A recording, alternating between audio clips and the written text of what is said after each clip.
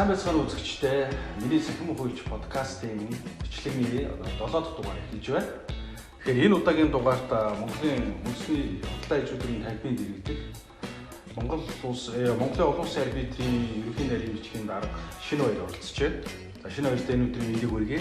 За баярлалаа танд бас өдрийн хүргэе. За тэгээд миний сонслоо шинэ баяр саяхан томилогдсон баг тий. Би тэгээд сонсч ирсэн арбитрийн ерөнхий нарийн бичгийн дараа. Тэгсэн. Сая 2019 оны 7 сарын 4-нд өдөр зүглийн одоо шийдвэрээр томилогдоод ажиллаж байна. Оо зөө. Наадмын өмнө юм шүү дээ тий. Тийм. За хоёлоо үндсэн яриаг орохоос өмнө сая арбитрийн хэдэн жилээ боллоо тэр талаар товчхон мэдээлэл өгөөч. За сая бол болоог баг. За 2020 онд арбитр Монголд анх үүссний одоо 90 жил болох гэж байгаа. Оо за. Тийм. Тэр хүрээнд бид нэр огтж одоо нэлээд төлөвлөсөн ажлууд байж байгаа. Сая бол арбитрчдын өдөр гэдэг зохион байгуулсан. Тийм. Энэ дээр одоо бас манайхан эрцгээсэн хуулийн болон бизнес эрхлэгч нар ирж оролцсон байж байгаа. За ямар ч хэлсэн шинэ хоёр бол хуульч мэрэгчлээ ийм залуу байгаа. Тэгээд манай бас хуулийн салбарт ажиллаж байгаа олон мянган залуучуудын бас нэг төлөөлөл болсон. Бас шинэ үеийн бас тод онг болсон залуучуудаа бид урьж оролцуулж байгаа суурлаа. Тэгэхээр өнөөдөр хоёлын шинэтэйгээ залуучууд бизнес эрхлэхдээ нийтлэг гаргаж байгаа алдаа дутагдал юу вэ те? Зүгээр ерөнхий нарийн бичгийн даргын хувьд биш. Давхар бас хувь хүний хувьд яг хуульчны хувьд бодож явдаг зүйл бас хуваалцаач. Яг л манай нэвтрүүлэгч айгүй олон залуучууд сонсдог тий. Тэгээ. За миний хувьд бол одоо яг одоо байгууллага төлөөлөд бас одоо хэлэх үзэл бодол нэг өөр тийм ээ. Яг хувийнхаа үзэл бодлоо хэлэх өөр. Тэгэхээр би бол илүү одоо хуульчийнхаа өнцгөөс ерөөдөө өнөдөр бас ярилцаад явъя гэж бодчих тий. За тэгээ.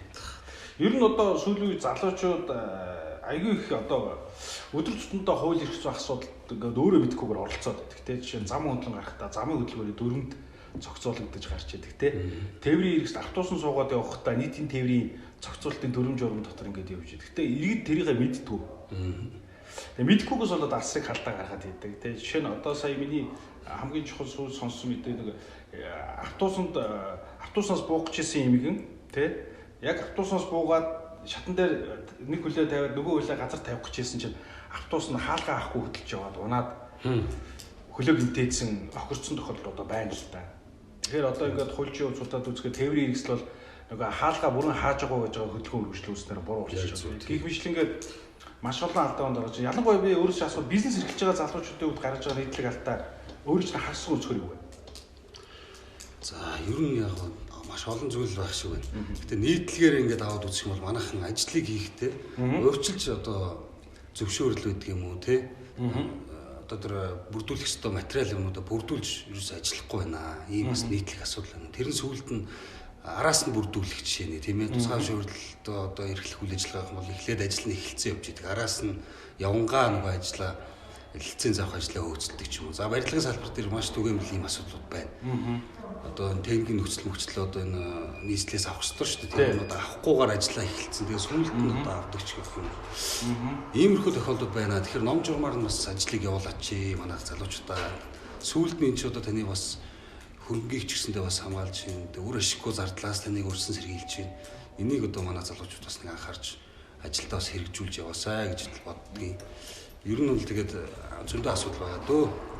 Тэр барилгын салбар гэснээс одоо бидний мэдхээр бол маш олон хүмүүс тийм ярьдэн ш нөгөө газар эзэмших бүр зөвшөөрөл аваагүй байжгаад газар дээр нь барилга барьцсан. Тэгээд зөвшөөрөл аваагүй байжгаад баахан шугам эндээс татцсан тий. Тэгээд сүүлдээ айгуугай барилга баригдсан. Ямар зөвшөөрөл байдгүй. Тэгээд хэдэн тэрбум төгрөгөөр алдаад байдаг юм байна тий. Хоёрдугаар тэр нөгөө худалдааны хилцлүүд айгүй их хэрэглэгдэх. Ялангуяа арбитртер бол тэр чигээр худалдааны хилцлүүд явдаг шүү дээ. Бизнесийн маань. Тийм баг тий. Тэрнтэй холбоотой худалдааны хилцлүүдээр гаргаж байгаа алдаанууд ялангуяа нөгөө юу худалдаж авч байгаагаа мэддгүү хүмүүс айгүй их олон байгаад байдаг шүү дээ. Хүн чанарын хувьд тий. Тэгээд ялангуяа тэр тал дээр та шинэ арбитртэй ч юм уу тийм маргааш шийдэж байгаа тохиолдол тэр нь ялангуяа одоо гаднаас орж иж байгаа бараа бүтээгдэхүүн дээр. Тий. Одоо жишээлбэл манайхан дээр нэг ийм асуудал байдаг юм аа. За саяны таны асуултыг ерөнхийдөө бас нэг жоохон өргөжүүлээд ярьчих гэж бодоод байна.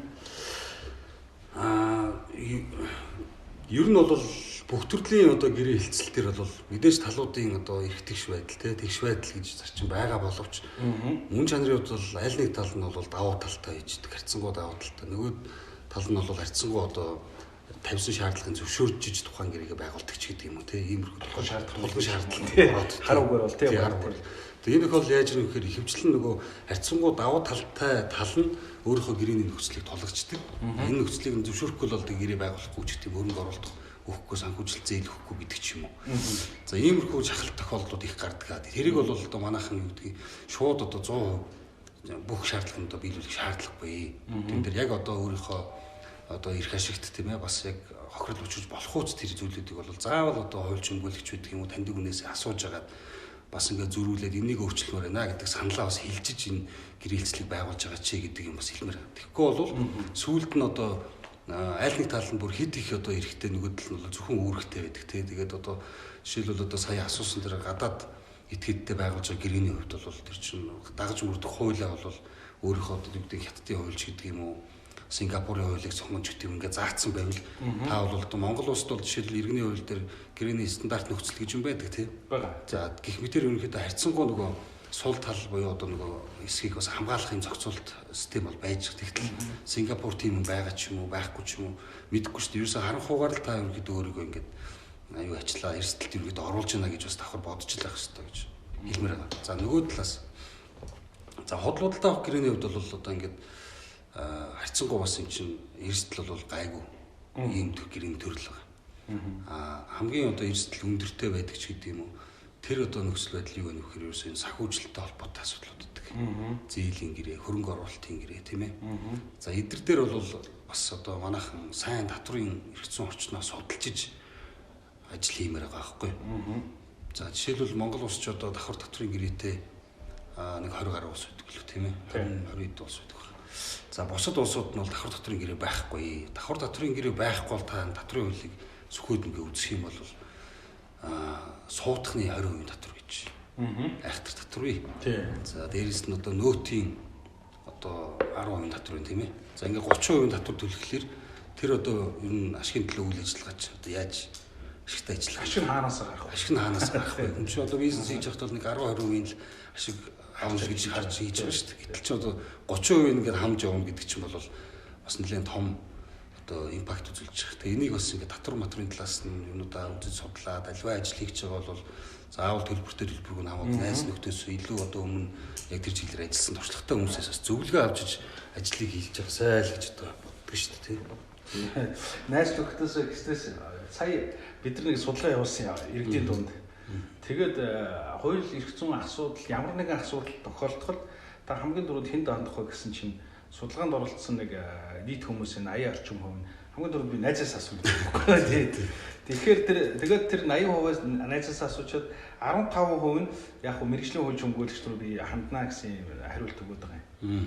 Тэгэхээр өөрөөр хэлэх юм бол ингээд эсрэгээрээ харах юм бол дотны найз айгүй том хуульч хуулийн зөвлөгч юм шиг болоод байгаа байхгүй. Тэгэхээр сэтгхүйн бас бид нар тийм сэтгэлээрээ өөрчлөлт явагдах хэрэгтэй байна тийм. Яг зөв тийм. Ягаад энэ мэрэгжлийн хуульч гэж хүн бүхэлдэн 4 жил сургууль төгсөө дахиад 2 жил туслах хийж байгаа. Тэгээ шалгалтанд орох эрхээ нийлгээд тэгээд өмгөөлөх шүүлж болоод байгаа юм байна гэдгийг бол бид нар энэ иргэдтэй аюулсаа ойлгуулахгүй ихэнх хүмүүс бол энэ асуудал дээр айгүй хөнгөн хандж байгаа учраас энэ асуудал хэдүүл ингээ юу яая. За дараагийн нэг асуулт байна. Би хуульчийн хувьд асууж байгаа шүү дээ. Хувь хүнийхээ хувьд тий бас адан тушаал байгууллагаар үрж оролцуулчаад байгууллага юм асуугаад байлаа гэдээ манай үзэгчд бас буруу ойлгож байна магадгүй.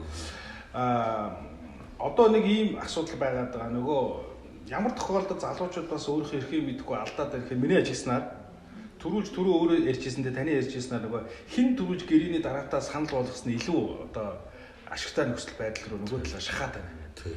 Тэгэхээр тэр гэрээний нөхцөлийг түрүүл санал болгож байгаа тал өөрөө ямар нэгэн хуульчийн тусалцаа юм уу, хуулийн одоо тийм үйлчлэг юм уу авсан байх магадлал айгүй өндөр байдаг байхгүй. Судалгаа хийж үзэхээр.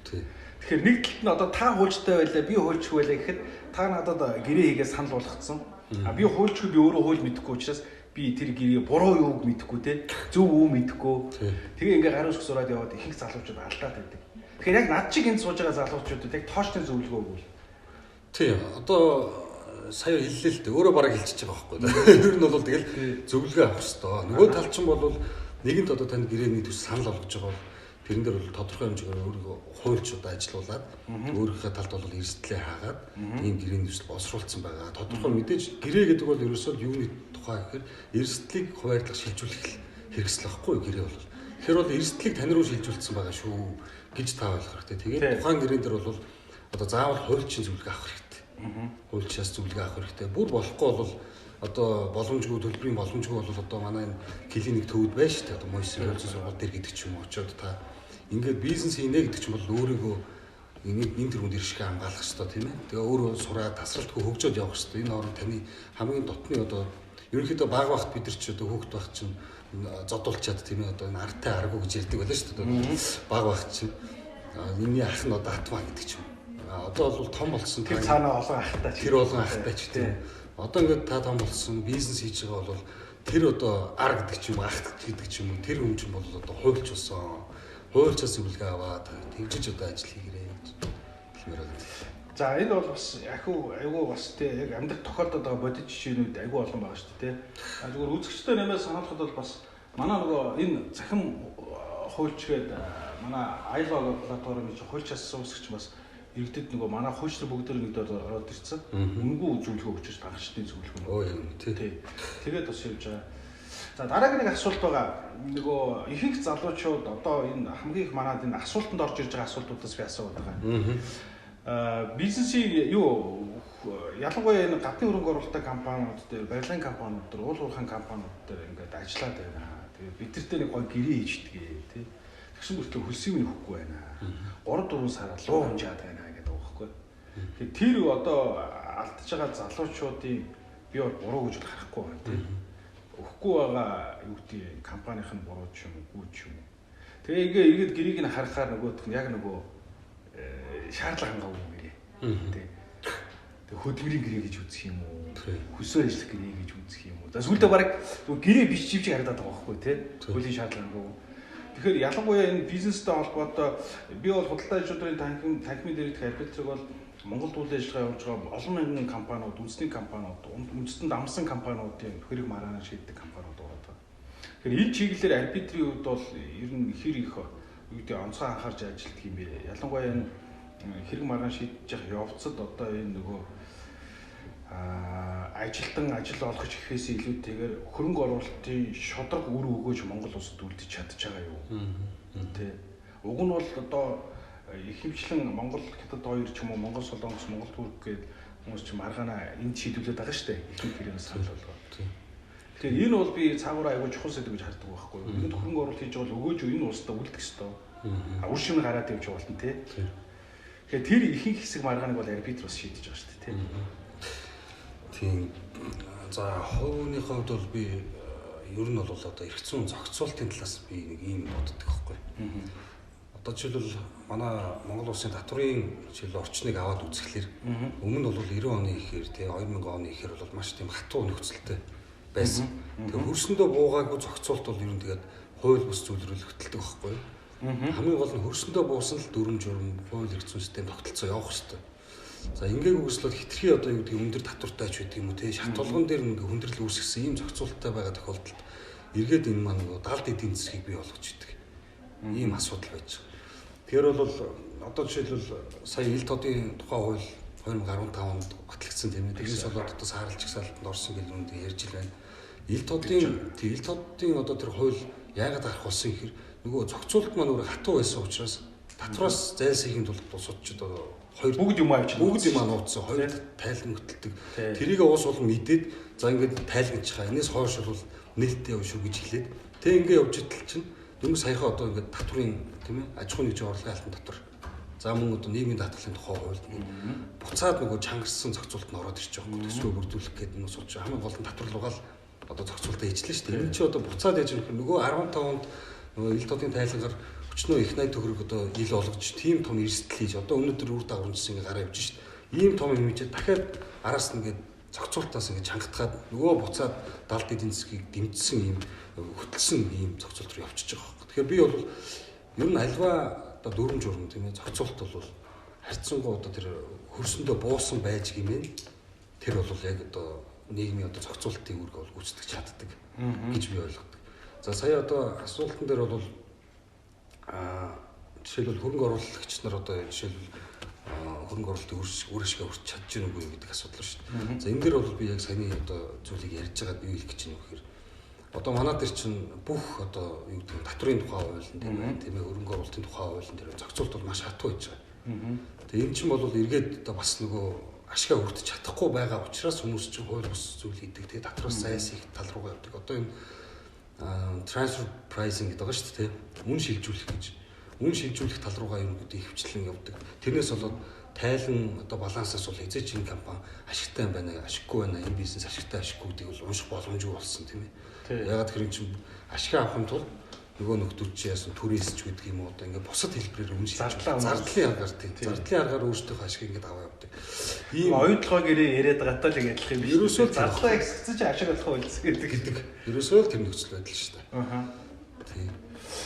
Яг энэ дээр нэг уйлдуулж яриад надаас бол нэлээд олон үйлчлүүлэгч болоод хуульчнаар зарим манай залуучууд бас асууж ирсэн.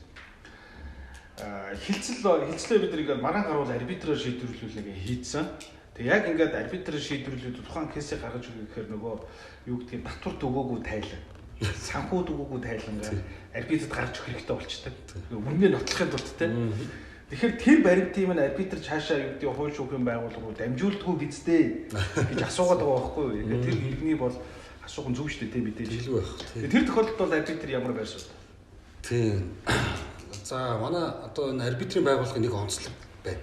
Тэр нь юу гэхээр шүүхийн байгууллагаас ялгаатай нь одоо талууд тухайн одоо хурлыг нээлттэй байлгах уу одоо хаалттай байлгах уу гэдэг өөртөө тохиролцоо шийдэх болцоотой. За тэгээ гарсан одоо шийдвэртэй бол хаалттай гэдээ тохирсон байгаа тохиолдол хинж үсэн танилцах ирэх байхгүй. За шүүхээр одоо жишээлбэл маргаан хэрэг маргаан шийдүүлсэн тохиолдолд шүүхийн шийдвэр бол шүүгцийг ингээд нээлттэй хэвлэгдэж байгаа тийм ээ. Эндээс бол хүмүүс мэдээллийг авчих нь шүү дээ. Дурын хэрэглэж авч. Гэтэл бол арбитраар хаалттай журмаар одоо хэрэгээ шийдүүлж байгаа тохиолдолд бол ямар ч одоо байгууллага ямар төрлийн маргааныг яаж шийдүүлсэн гэдэг мэдээлэл нь өөрөө нууцлалтай байдаг гэсэн үг. Тэгэхээр энэгээр бол яг нэг бизнес эрхлэгчдийн эрх ашиг илүү хангаж өгдөг. Энэ ч одоо зөвхөн Монголд одоо ингэж байгаа асуудал биш тийм ээ. Энэ чинь олон улсын өөрийнх нь олон жилийн одоо туршлага дээр үндэслэж бий болсон юм соёл мөн чанар болж байгаа. Баг 90 жилийн түүх ярих гэдэг шүү дээ. Одоо 2 жил болж байгаа гэхээс чи тээ. За үргэлжлүүлээд хоёул арбитртай дахиад нэг асуулт асуугаад арбитрийн яриаг дуусгая тийм. Тэрний юу гэхээр бас айгүй олон бизнес хийж байгаа залуучууд асуугаад идэв. Ялангуяа гадаад харилцагчтай компаниуд тийм. Жишээ нь одоо Солонгосоос юу гэдэг гоо сарны бүтээгдэхүүн оруулж ирдэг шүү дээ юм уу. Туркээс сервис оруулж ирдэг тийм. Бүр Италиас гутал оруулж ирдэг хүртэл залуучууд нэг асуудаг байхгүй. Арбитрийн шийдвэр гарлаа. Тэгээд яаж хэрэгждэг вэ? Одоо жишээ нь би Итали дахь компани хариуц гэсэдтэй энэ шийдвэр гаргахад Италид манай шийдвэр биелэгдэх үү гэж.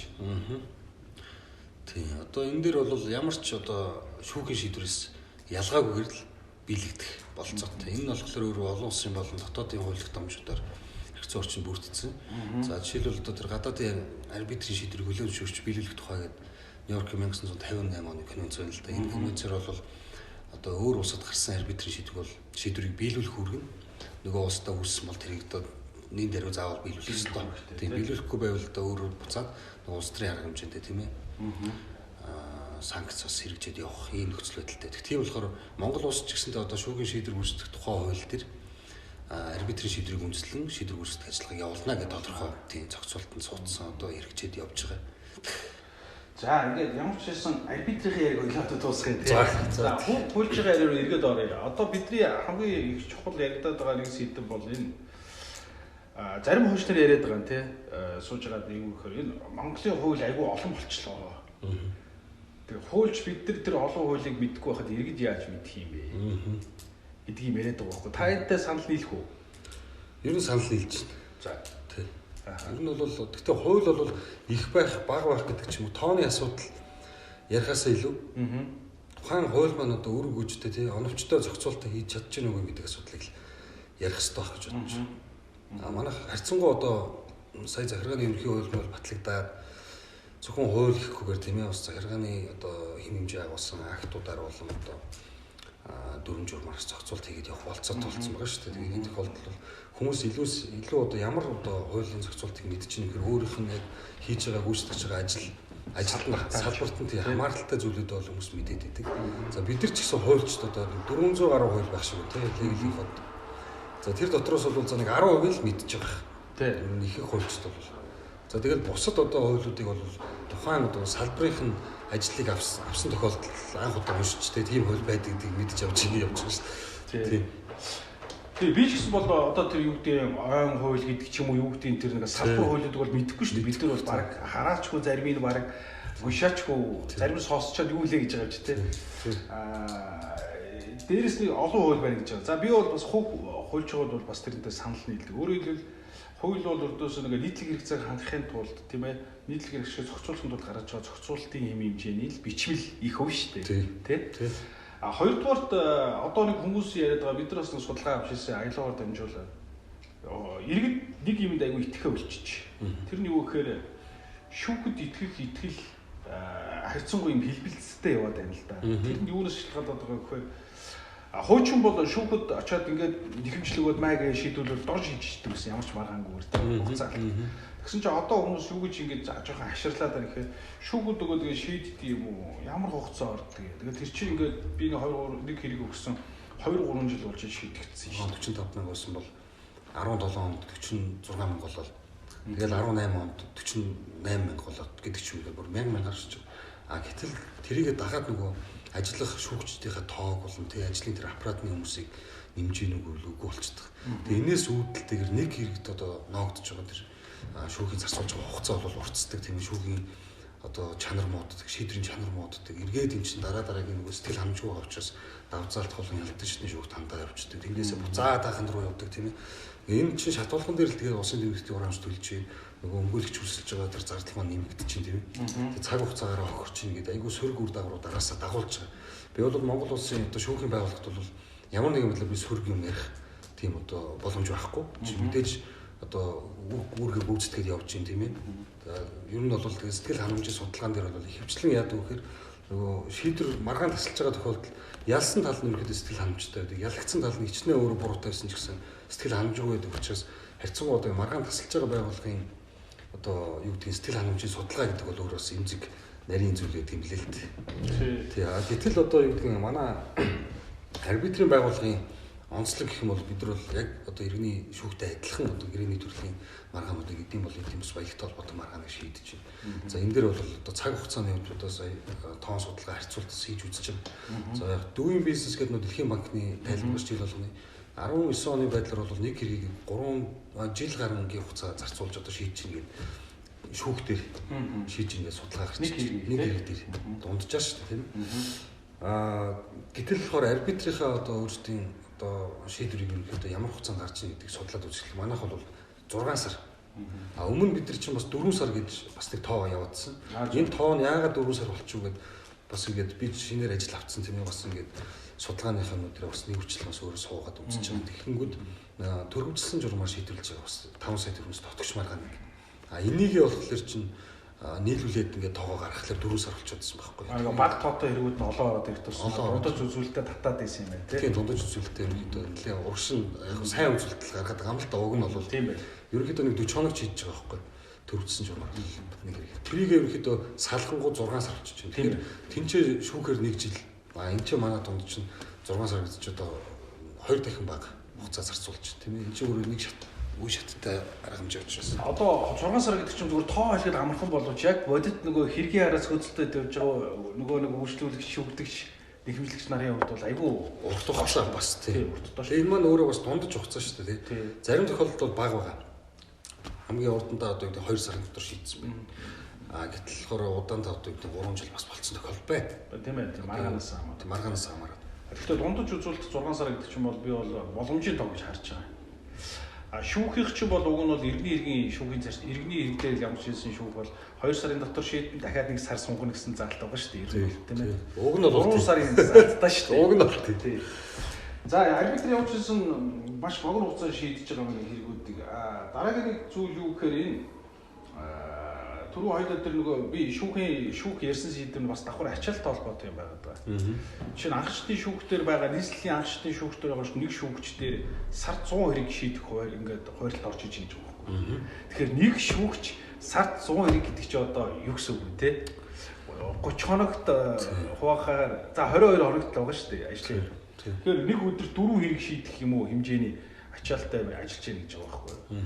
Тэгэхээр энэ бол шүүхийн ачаал айгүй юу байна хүнд байна гэж би бол хараад байгаа. Тийм учраас нөгөө гарч байгаа шийдвэрч нөлөөлнө тухайн шүүгч дээж нөлөөлнө те. Тэгэл байна. Шүүхээс өмнөх шатныхын өөр олон арга замууд байдаг гэж олон улсын туршлагууд байна уу? Ер нь шүүхийн ачаалыг бууруулах зорилготой.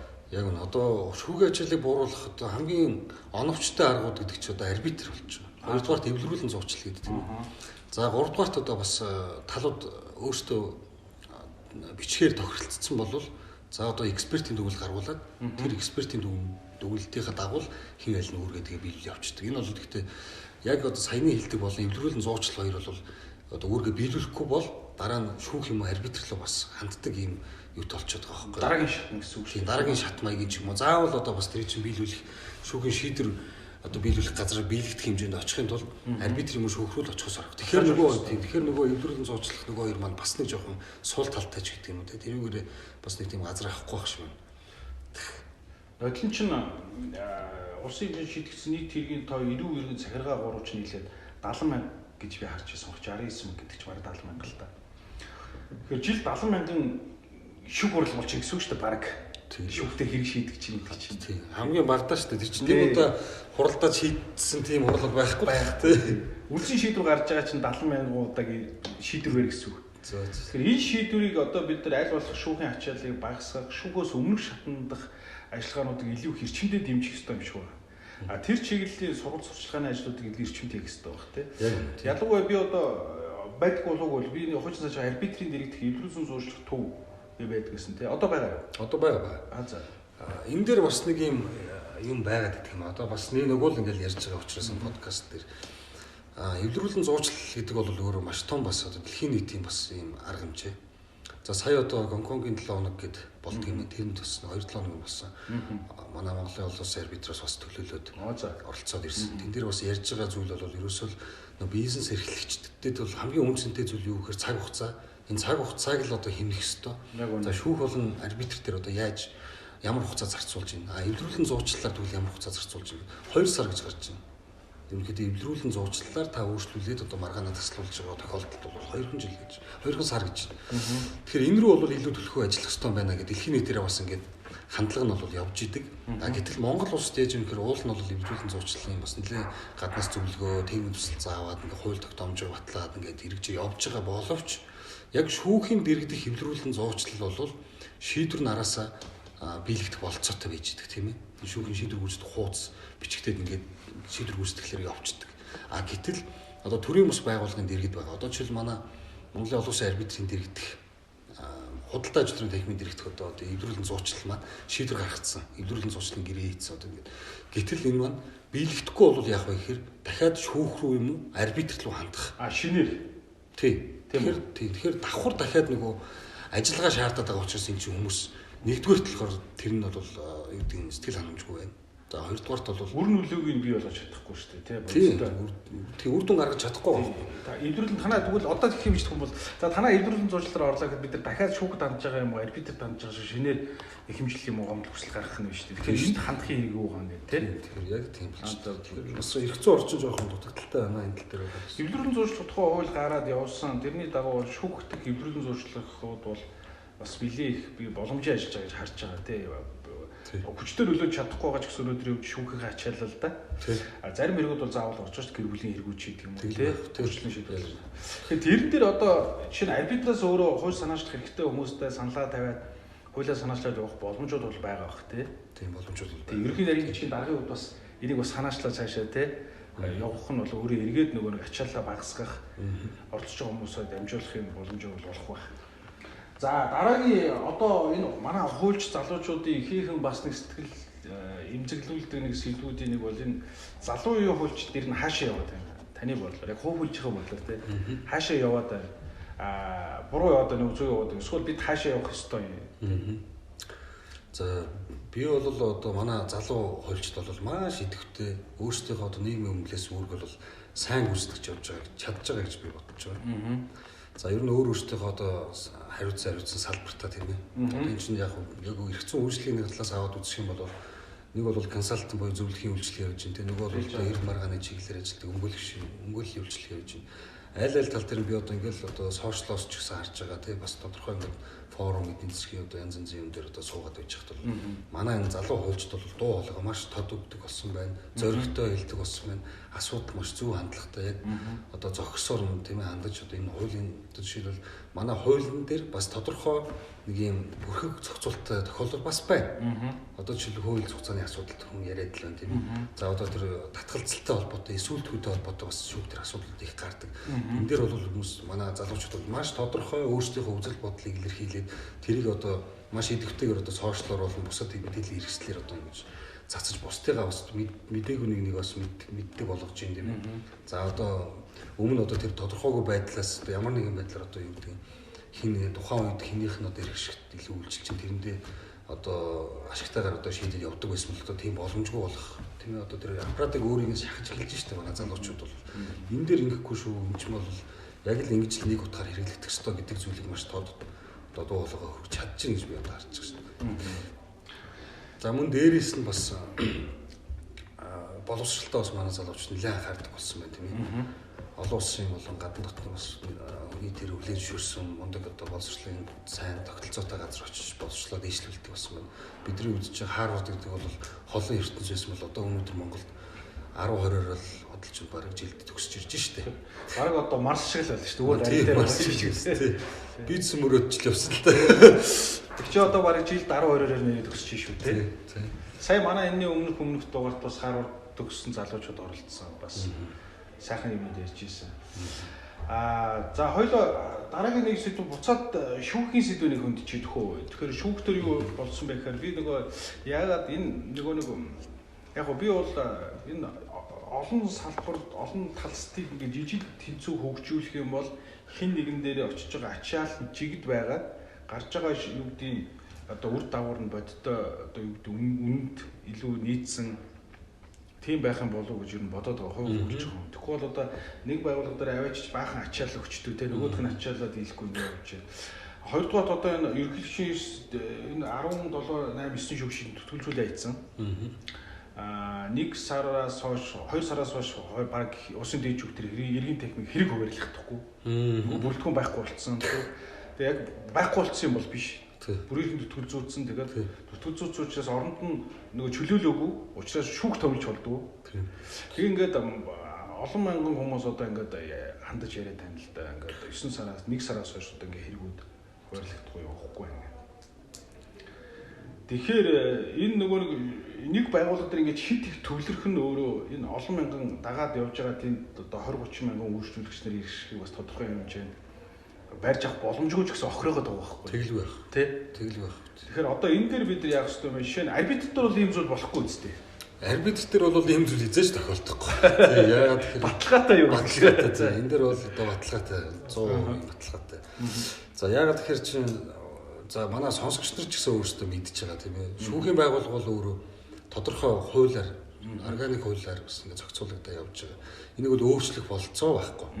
За дээрэс нь одоо тэр албан тушаалын асуудал ч гэх юм төдгөл зүйсэнтэй холбоотой энэ асуудал бол бас хууль журмынхаа дагуу явагдаж байгаа. За энэ төдгөл зүйх асуудал нь бол тэгээд зөв бурууг бид нар одоо илж мэдэхгүй тийм ээ. Энэ ч одоо шүүгээр эцсийн байдлаар шийдэгдэж одоо тодорхой дүгнэлт хийх ёстой шүү дээ. За тэгээд энэ одоо шалгах ёстой байгууллага нөгөө яг бүтцийн хувьд улсын дээд шүүхийн тийм үү иргэний тарих бол тийм үнэтэй байна. За энэ нь бол ийм хугацаа шийднэгээ процесс нь өөрөө хуулиар тодорхой зохицуулалттай. Тэгээд төдөлдсөн. Энэ тохиолдолд яг тийж төвжирэл үүсэж шүү дээ. Одоо нөгөө 20 30 мянган хамгийн наацхан тийм үү. Одоо яг түрүүний судалгаанд бас авах юм бол нэг 48 мянга гэж 2008 онд гарсан байна. 2018 оны судалгаа тоон гарсан байна. Тэгэхээр одоо энэ жил одоо 49 мянга ч юм уу байж магадгүй. Тэгэхээр тэр 49 мянган одоо хэргийн одоо бүх одоо урсгал тэгээд зогсчихж байгаа хөөхгүй тийм дээ. Одоо бөөгнөрцөг гэсэн төвчөрсөн. Одоо тэгээ ард талд нь тэр хүмүүс чинь маш олон одоо энэ хувь заяа нийт судлууд явж байгаа. Тэгтэл одоо энэ бол энэ системээс болоод ингэ асуудал үүсчлээ. За тэгвэл арбитр яадаг юм бэ? Арбитр бол ерөөсөө та өөрөө шүүхэ байгуулдаг гэдгээрээ онцлогтой. Ерөөсөө энэ маргаанаа таслуулах гэж байгаа тэр арбитр чиг бол өөртөө сонгох нь шүү дээ. За энэ хүн бол туршлагатай өмнө мэдлэгтэй өмнө гэдэг юм. Энэ хүнийг би одоо сонголоо гэж сонгочлоо. Тэгээд нэг 3 арбитрч сууж агаад асуудлыг шийдэж байгаа. Тэгээ маргааныг шийдэхдээ ямар одоо журмаар шийдэх үү. Тэгээ өөртөө бас арбитрийн ажиллагаа журмаас тохирч чинь тийм ээ. Энэ тохиолдолд бол та хизээл арбитрч татгалзах хэрэгтэй. Дараа нь одоо сольж өөр арбитрч томилох хэрэгтэй.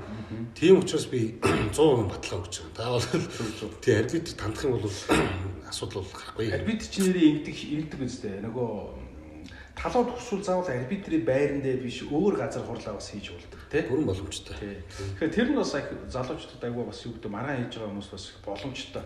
Эсвэл юу гэдэг нь тухтай хэдүүлээ хотоос гарч байгаа маргаан хийж гэдэг үү тий. Бүрэн боломжтой. Хөнгөн байдлаар тий. Заавал одоо маргачлаа гэхээр хоёлаа бие лугаа муухаараа суугаадах боломж байхгүй шүү дээ тий. Тэгэлгүй байх. Тэгэхээр нэгдэл маргааныг аль болоход ив зүгээр шийдвэрлэх гээл бүрэлдэхүүн сууж байгаа учраас тэгэхээр бас тийм боломж байдаг юм байлээ шүү. Тэгэхээр манай ихэнх залуучууд тэгэл өрөөнд нь ороод шүүгчээр зогсож байгаа л хариулаад гаргаж боддог. Айгу хүнээр бодчихдаг. Тий. Сая бас нэг Гонконгийн 7 хоногийн хүрээнд бас юу ялаа. Бас өрөө тасалгаануудад танилцлаа. Ер нь ямархуу өрөө тасалгаанд хэрэг маргаан шийдэж байгаа гэдэг. Тэнд бол ерөөсөө тийм арбитрчдэр нь юу гэдэг шүүхийн шиг тийж суудаг тийм эндэртэй ширээ ерөөсөө байхгүй. Дээр суудаг гэсэн үг. Тийм дээр суудаг модог юм ерөөсөө аль. Ерөөсөө ингээл гурван тал адилхан яг л эргэтгэж сууж байгаа л хоорондоо юм арай л ерөнхийдөө бол дундын одоо шийдлээ тэгэл гаргална л гэсэн хоёр тал ингэж бэтгэлж байгаа л. Тэгээд арбитрч Артур хааны ширээг яг л Артур хааны ширээ. Тийм байна. Тэгээд бид нар ч одоо бас манай арбитр бас нэг өрөө тасалгаа манаас сайжруулах бас хэрэгцээ шаардлага бол байгаа. Сая одоо бас legal window групп дээр бас манай нэг хуульч бас хэлсэн байлээ. Та өрөө тасалгаагаа сайжруулаач гэд. Би бас доор комент бичсэн л дээ. Бид нар төлөвлөсөн ажил байгаа гэд.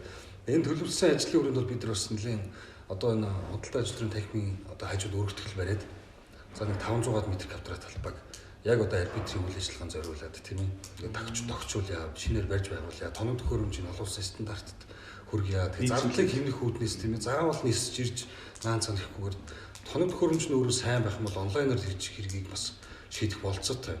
Айл болгол нөгөө бизнес эрхэлж байгаа хүмүүсийнхаа цаг завыг л одоо зардлыг нь хэмнэх тэр чиглэлээр үргэлж бас өөрсдийнхөө facility гэж одоо энэ материалын баазаас бид нар сайжруулахаар ингэ ажиллаж байгаа. Тэг өөрийгөө шинжлэх хэрэгтэй байл шүү. Би ч гэсэн хэлж байна. За. Тэг ер нь бол хүн чинь бас нөгөө юу тогтчл нөгөө хүний сэтгэл зүйд аяг хүчтэй нөлөөлдөг гэж судалгаагдсан байгаа шүү дээ, тий. Хар бараан байх тусмаа хүн нөгөө уур хилэнтэй илүү тийм сад маягийн зам характер гарах нэгсдэг, тий. Цайвар гой нүдэн дулаахан байх тусмаа ингээд буучирдаг гэдэг. Сэтгэл зүйтэй холбоотой юм лээ. Би бол зүгээр хөвөлжих хувьд бол танаа техникл зөндөө олон орж ирсэн шинжилэл гоё байна л гэж хэлдгээр байна дээ. За ойлгосон тий. За дараач нэг зүйл юу гэхээр тэр нөгөө хоёлаа сая дөрөвгүйч нэг хүндсэн сэдв байгаа. Одоо арбитрээс ярихгүй гэсээр гал арбитр юм. Тэгж. Цахим шүүхүрлээ ойлголт байгаа тий. Одоо Англи Америк бол зарим Скандинавын ганц нэг улсууд туршаад эхэлсэн байна тий. Захим хавц дээр захим шүүхүрл гэдэг. Тэгээ энэ захим шүүхүрл захим хавц тэргийн ойлголт дээр нь арбитр дээр шүүхөөс би төрүүлж явах болов гэж бодоод байгаа. Гэхдээ яхаа аргагүй нөгөө материалын хэрэгцээ нь өөрөө нөгөө нотгоорд шаардаад байгаа нь одоогоор бол өнөөдөр манай чи бичгийн нотгоорд шаардаад байгаа шүү дээ. Тэгж байгаа тий. Тэгэхээр тэрийг яаж захимжуулаад яаж одоо талууд магадгүй одоо нэхэмжил гаргасан тал нь хөдөө уурхаад байж юм эсвэл ажиллаа хийгээд явж байгаа. Нөгөө хариуцагч нь тэнд өөр улсад явж байдаг. Арбитр дундаа сууж байгаа гурван лайнаар холбогдоод хурал хийгээд явах боломж байгаа юм. Мэдээж бол онлайн хувьд бол байгаа. Яг өнөөдөр бол боломжгүй байна тийм ээ. Сая түрүүн хэлсэн би одоо тэр нөгөө арбитрийн 7 хоног гэж очиход бол ер нь 2-оос 3 сэдв бол яг энэ чиглэл рүү хандж байна. Ер нь онлайн одоо та тийм манаас хийж байгаа ILO гэдэг захим уулж гэдэг төсөл шүү дээ. Яг энэ чиглэл рүү дэлхийн дээр юу хандсан маш эрчимтэй ажиллаж байгаа юм. Манай одоо хойд хөрш Оросын улбаны улсын арбитрийн байгууллага бол өөрийнхөө үйлчлэгийг бас захин болгоё гэдэг. Нэлээд том хэмжээний төсөл Хонконгийн арбитртаас хамтраад ингээд энэ хоёр ч хоорондоо ажиллаад урд хойноос сам бичиж байгаа. Харин тийм байна. Бид нар ч одоо ингээд дунд нь ингээд орхидох гээд шүү дээ. Тэгэхээр бол дунд нь бас зүгдээд бас нэг богоонд явчмаар л. Тэгээ бас санаа бодлоос хэллээ. Хонконгийн одоо тэр олон улсын арбитр ерөнхий нэрмжинд дөрөх Сарагэр ингээд Шинэ Зеланд өсгөө хэлээ. Тэгээ манай удаас нэлээд танилцлаа. Энэ чиглэлээр хамтарч ажиллая гэсэн Оросын улбаны улсын арбитрийн улсуудтай бас уулзахыг зөвлөсөн. Тэгээд бид нар ч одоо он гараад ерөнхийдөө бас уулзах төлөвлөгөө бас байгаа. Хоорондоо нэлээд олон төлөөллийн улсуудаас холбоо бариад явж байгаа. Энэ чиглэлээр бол бид нар одоо яг захим арбитр гэдэг төсөл бас бичээд эхэлсэн байгаа учраас энэ дээр бас одоо сайн туршлага юмнуудыг аваад ер нь энэ бололцоог бол одоо хамгийн ойрын ирээдүйд хий гэсэн юм зорилттой явж байгаа. За наад чинь бол өстой айгүй гоё сонсогдож шүү. Ялангуяа би зүгээр нөгөө үйлчлүүлэгч талаас харахад айгүй амар угаахгүй те. Би ажлаа хөөсөлтөөл явж ин те. Эсвэл би богоонд явж ин, гэртээ явж ин, автобусанд хаана явж байгаа зэрээс хуралдаа видеогоор ороод би асуултаа яриад адилхан өнгөлөгчтэй бас видеогоор орчдөг те. Ингээд асуудал шийдээд явах юм бол наад чинь бол өстой жинхэнэ нөгөө бодит зардлыг хэмнэж байгаа.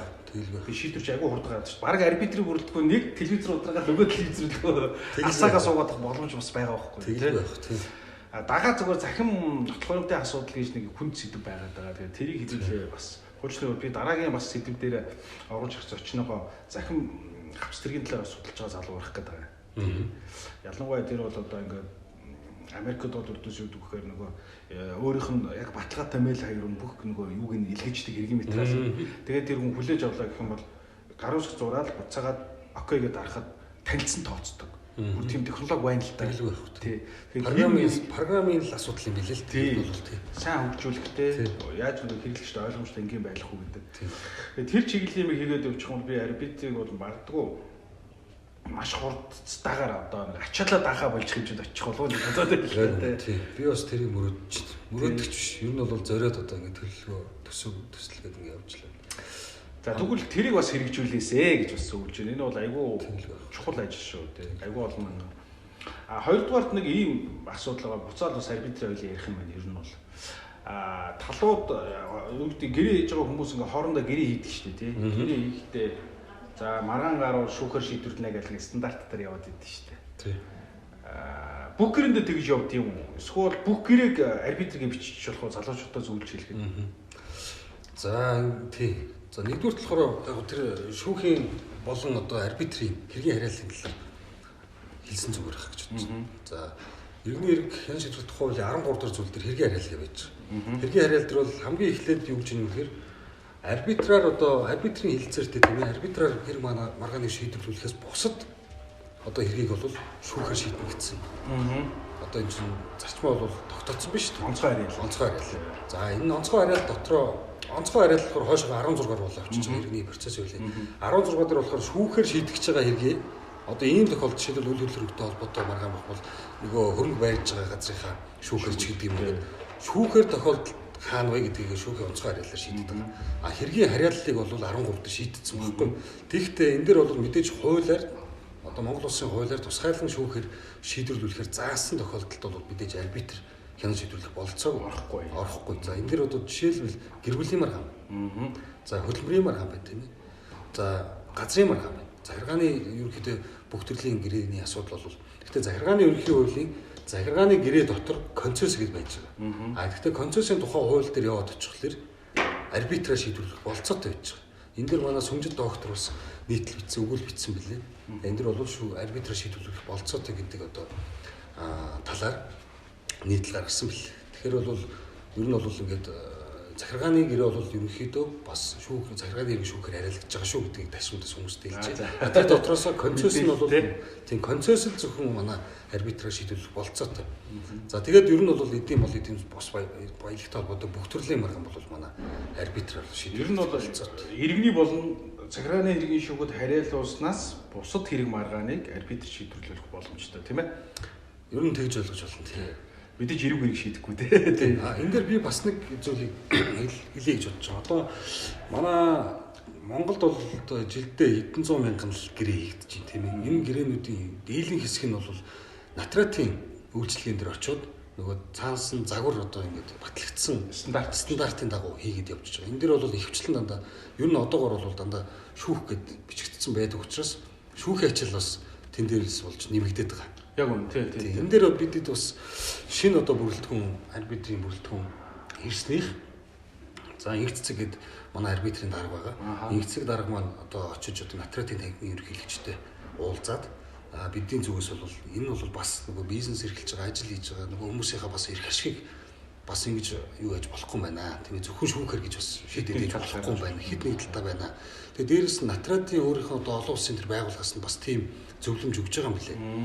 Ер нь бол зөвхөн шүүх гэхгүй шүү. Арбитр бол эвлэрүүлэн зуучлалыг бас одоо энэ загвар гэрээнүүдэд суулгах шүү гэдэг тийм чиглэл өгсөн, зөвлөмж өгсөн гаргасан. Энэний дагуу бас манай Натратын Монголын Натратын нэгэн бас энэ чиглэл рүү үйл ажиллагааг хандуулах гээд байсан цаг үеийн таараад одоо бид санамжчиг хамтран ажиллах гэрээ байгуулсан.